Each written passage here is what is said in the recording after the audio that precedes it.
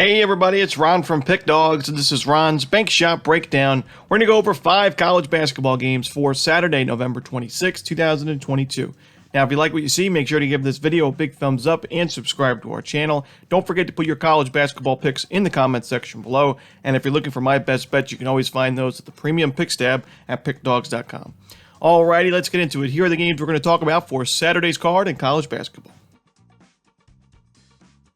First up, we see James Madison taking on South Dakota State. This one a 12 o'clock Eastern start time at a neutral site. Now, both teams are playing on Friday. We've seen a lot of back-to-back games and even teams playing on 3 straight days in non-conference play the last week or so with these non-conference tournaments. And we're going to see James Madison and South Dakota State back-to-back here. Now, James Madison, I do think, benefits from this particular matchup. Both teams have pretty good offenses. Right now, South Dakota State ranked 95th in adjusted offensive efficiency.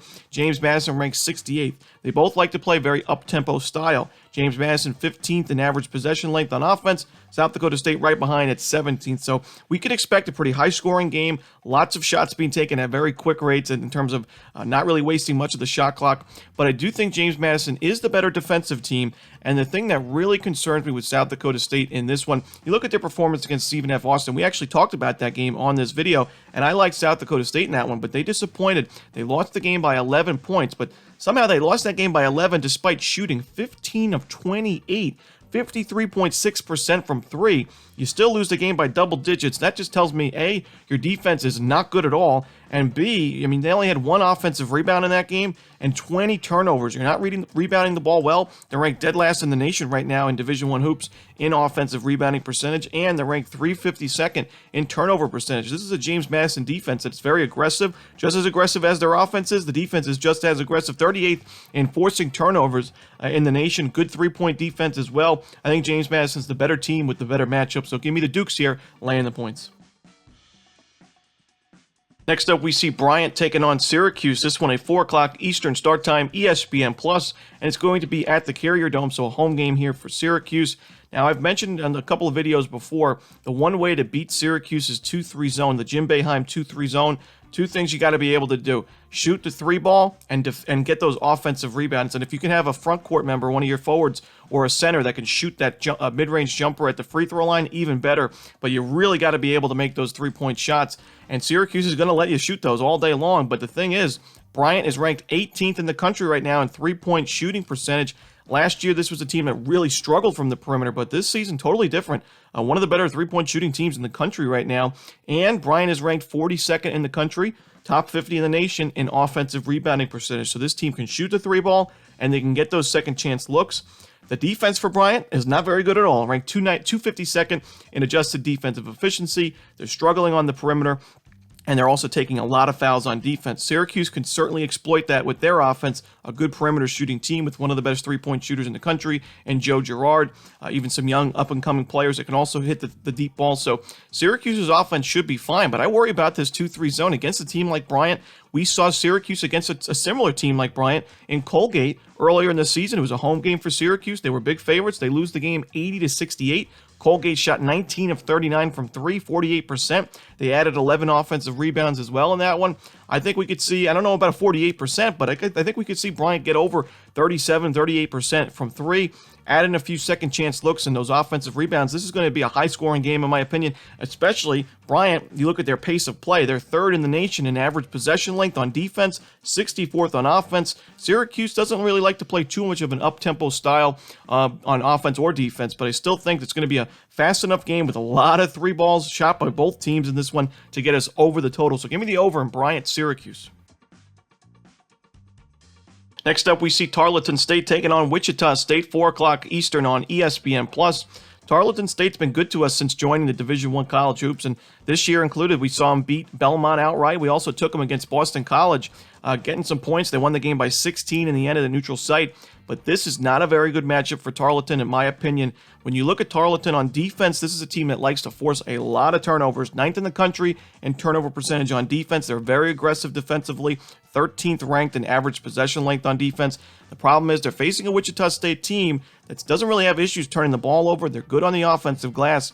And another thing that Tarleton likes to do on the offensive side is get to the free throw line. This team gets to the free throw line more than most teams in the country, but Wichita State has done a very good job at staying disciplined on defense, not taking a lot of fouls this season, defending the perimeter very well, defending the paint very well, and they're ranked 51st in adjusted defensive efficiency, 19th in effective field goal percentage defense. So I like the way Wichita State's defense is looking, and I think even though their offense is struggling with their shooting percentage, as long as they can take care of the basketball and not turn the ball over, which Tarleton State loves to do, I think they're going to be just fine on offense. They're going to make some more shots. They're ranked 315th in effective field goal percentage on offense. Those numbers are unsustainably bad. This is still a decent Wichita State offense, and I think they're going to get going in this one. So give me Wichita State laying the lumber in this one. Next up, we see East Carolina taking on Old Dominion. This one, a home game for Old Dominion. Now, the Monarchs are 3-3 to start the season. East Carolina 5-1, and they've been great against the number. And I got to say, this was a team that I didn't think was going to do much this season. Basically, a new program, a new coach, a lot of new players.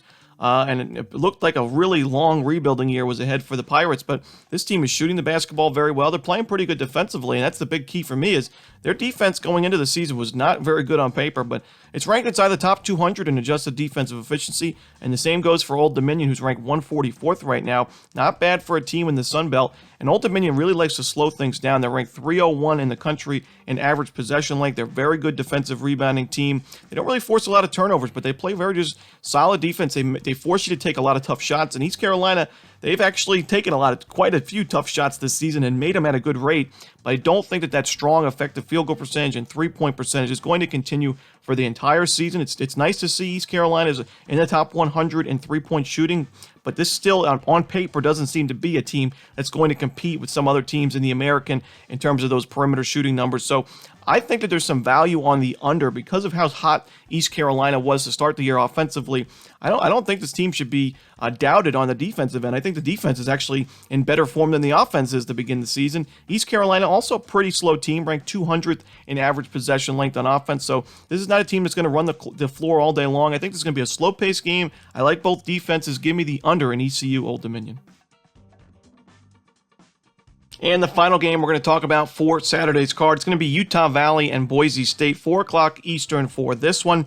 Now, we see a very low total set for this game, and there's no surprise. Utah Valley, 107th in the nation in adjusted defensive efficiency. Boise State, 24th in the country. Both teams' defenses are in great form to start the year, and both teams like to slow things down. Boise State, 304 in average possession length on defense. Utah Valley, 274 on offense. So we can expect a pretty low-scoring game, but I actually think there's still some value on the over just because of how low this total is set.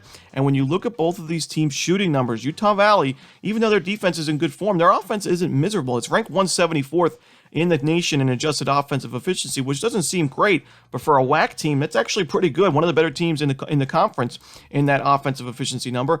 Boise State ranked 159, which is not what you want to see for a Mountain West team, but this is a Boise State team that's really suffered because of their shooting percentages.